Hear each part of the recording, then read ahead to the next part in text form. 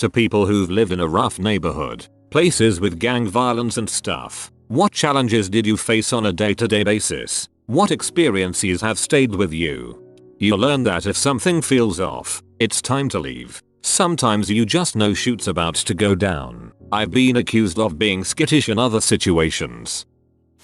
Lots of stuff that has been mentioned already. I will add having to walk several blocks to an area where delivery drivers, like pizza, would meet you because they would not go further into your neighborhood. Same with cabs, Ubers. Knowing who belongs there is a big one. You know who the regular dealers are, etc. If you see a new person around, that raises suspicion because they could be trouble. Keeping the possessions you really cared about locked up, not in car, in home, because break-ins happen. I personally kept my Poe's car unlocked because I could not afford to replace broken window. Nothing in it was worth anything and it never has gotten stolen. Before I had a car, getting groceries was hard. Like another person said, grocery stores were not close by, just overpriced ghetto marts, corner stores. Even catching a bus was hard because there was less service in my area than in other parts of the city. Violence was present, but not something that bothered me. Maybe I was used to it. I have had an armed escort home several times when I found myself in the middle of a gang dispute. Each time a few fellows who knew I lived near called a truce of sorts and would walk me home. Not that I was particularly special. I think they did that to others who happened to be out late.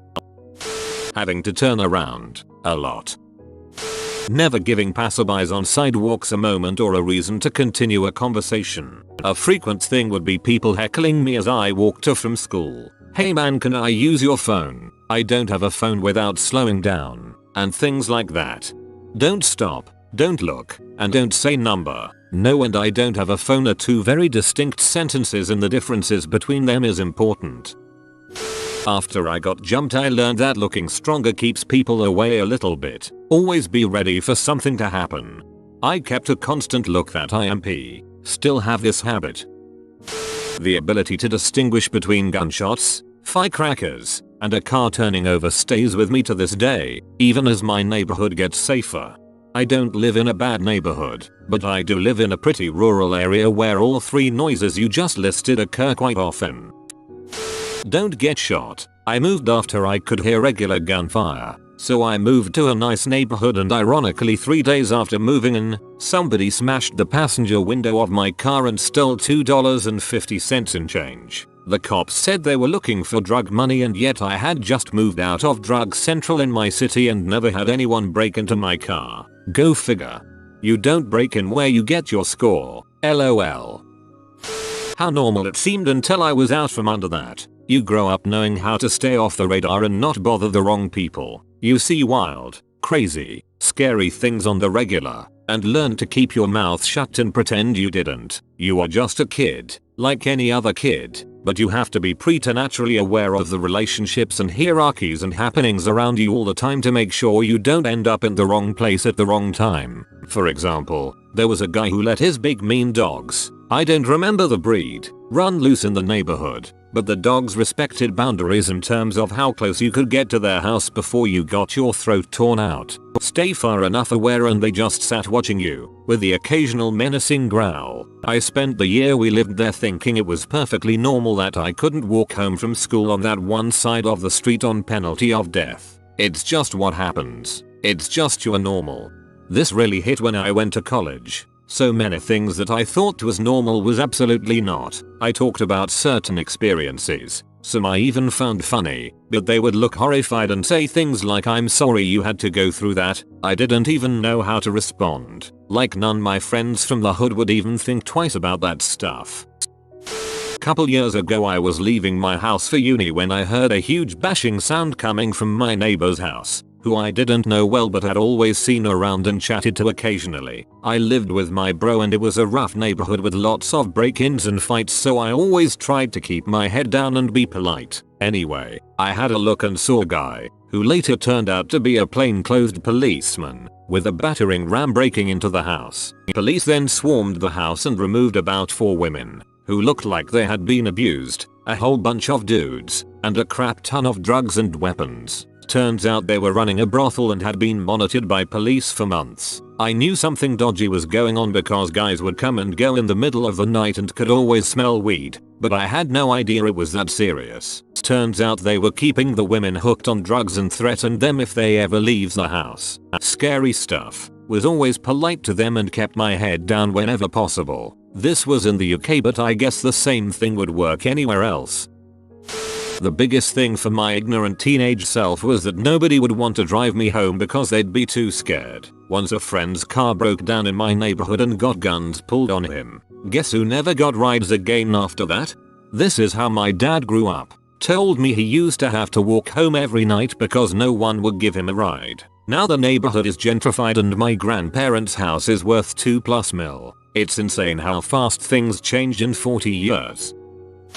For once I actually have a story to comment. So the one thing that stays with me from home happened on Christmas Day evening when I was 8, when a woman we'd never seen before knocked on our door and told us there was a dead body outside our house. Now I live in a rough area, drugs, gang, but any murders normally happened on the other side of my estate. But this time, someone had been murdered about 6 feet away from our front door, just outside the front garden and hidden by the garden wall. It was dark, and his body was half in the road and covered by his raincoat and the shopping bags he'd been carrying, so nobody had noticed it. It was Christmas Day, everyone was inside with their families. The woman who found him only noticed she nearly run him over with her car. The poor bloke had been stabbed 3 times in the back, but nobody had witnessed it. I live near a school, so they checked the security cameras and eventually figured out that he'd actually been attacked about 500 yards away and had walked all that way before collapsing outside my house. It was quite an experience for me as there were police everywhere,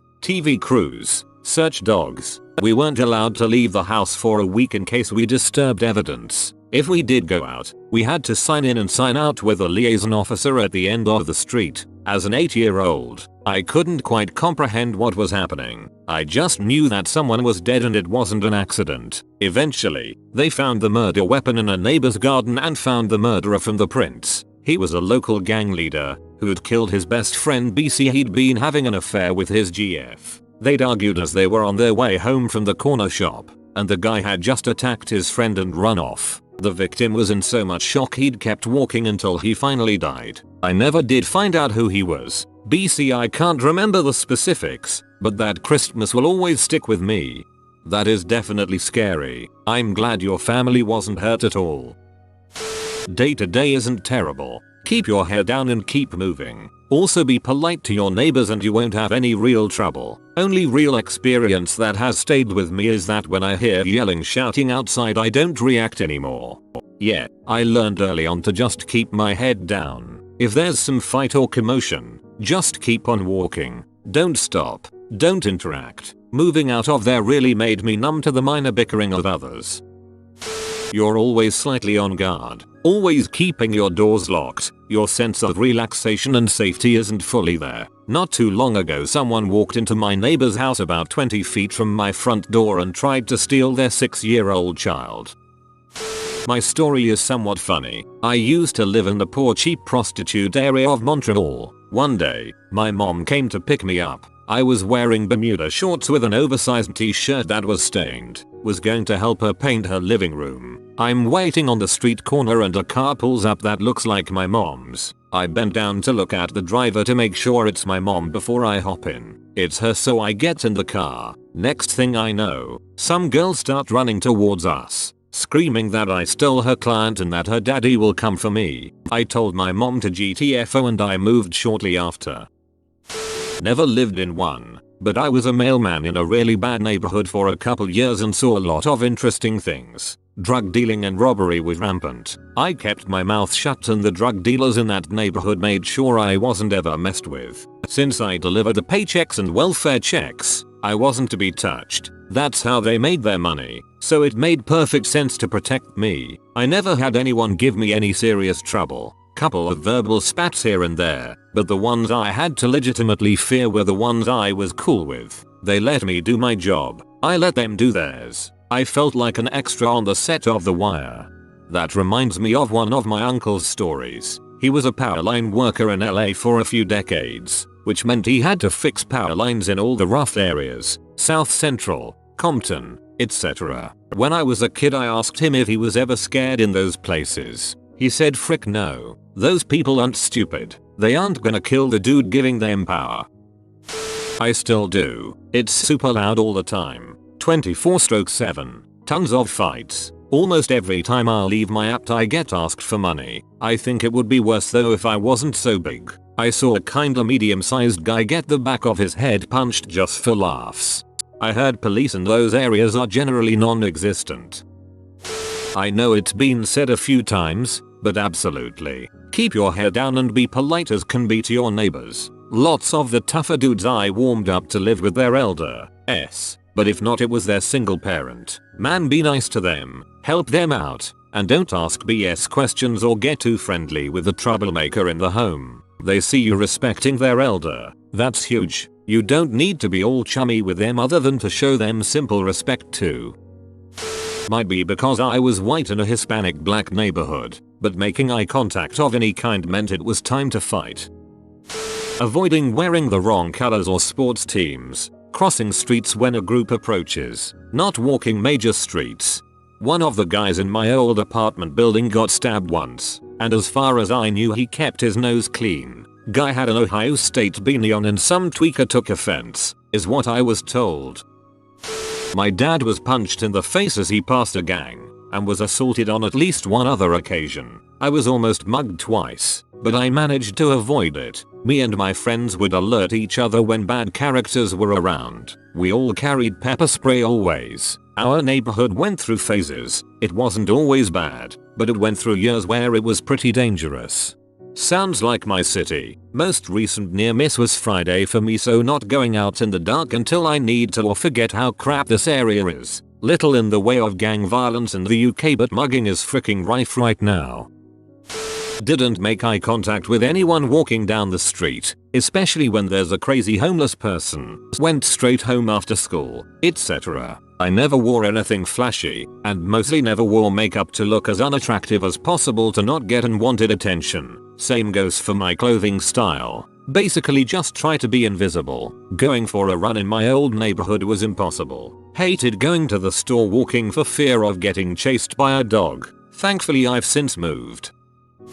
Getting to and from school was a nightmare because of aggressive stray dogs that were always wandering the fricking neighborhood. Seeing strange crap like people screaming and fighting in the streets, pee pooping, busting up windows and cars wasn't uncommon. If you heard gunshots in the distance, you went inside. If you were inside and heard them getting close, you moved to the lower floor until you didn't hear them no more. If you're out after dark or, as a girl, out alone, carry a blade. Minding your own business and being cool with the neighbors was a huge part of getting by day to day, though people will always want to know your business. On the upside, the neighborhood generally was aware of who belonged there and who didn't. Even the derelicts made a point to look out for weirdos that didn't belong and tried to look out for the kids.